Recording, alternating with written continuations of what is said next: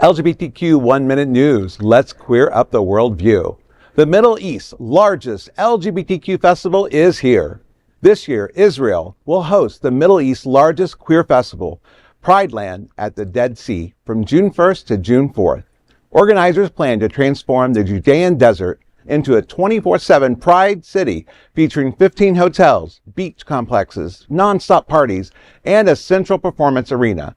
The event will also include cultural spaces and art installations, relaxation zones, and family-friendly activities aiming to attract multi-generational audience. The launch comes as Israel faces tourism challenges due to security and safety concerns amidst the current geopolitical environment. Ticket sales are expected to open soon. I'm kind of curious to see how this is going. I had to do my research, and I was like, okay, Israel's kind of like in a safer zone for us LGBTQ, maybe, I'm thinking. Yeah. But yes, other than that, I'm like, I can't imagine other people flocking to this event, but I don't know. Okay, I know this is 1 minute news. No, this is like we were talking. This is going to be a 1 hour news report right here. The launch comes as Israel faces tourism challenges due to security and safety concerns. Are you kidding me? That is the understatement of the year.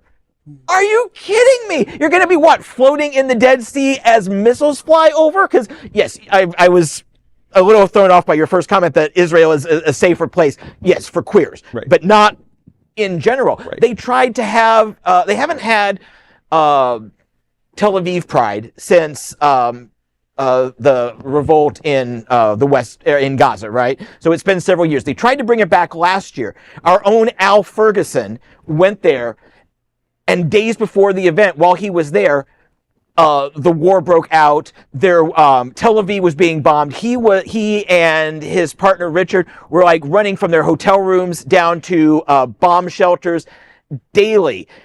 And now they're going to try and do this in the middle of a war that is arguably 10 times worse, 10 times more dangerous.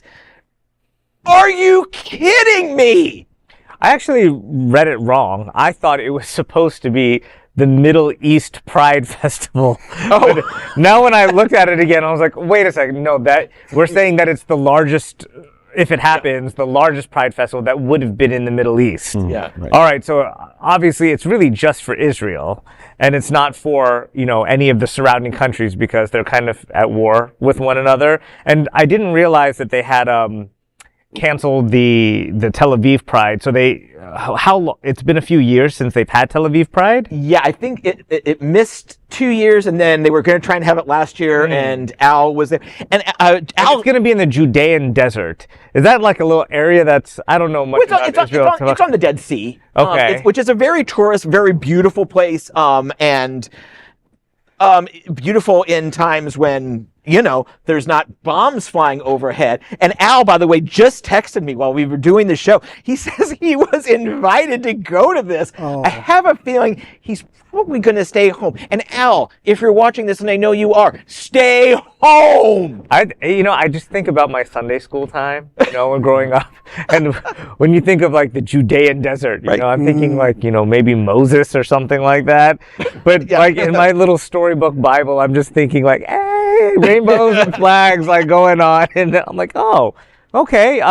I don't want to say that it's a bad thing. I'm definitely skeptical of maybe the reasons for it, but there is quite an opposition to Netanyahu and his regime in Israel. So I don't know exactly who started it or whose idea it was, but it potentially could be a good thing. Anytime we have visibility, that's a wonderful thing. Maybe it's something from the state media to show how Israel is different from the Arab world. Hey, we have maybe we're going to throw the biggest gay pride event just to get more American support for that. So I'm just suspicious about everything that's going on, but maybe if that part is not in the equation, maybe it is a good thing. Yeah. The gays, I'm sure in Israel also at times get persecuted, for religious reasons or whatnot. So, I'm on the fence about it, but I hope everything works out well. I wonder who's going to be bold enough to fly into headline for entertainment for that. Oof.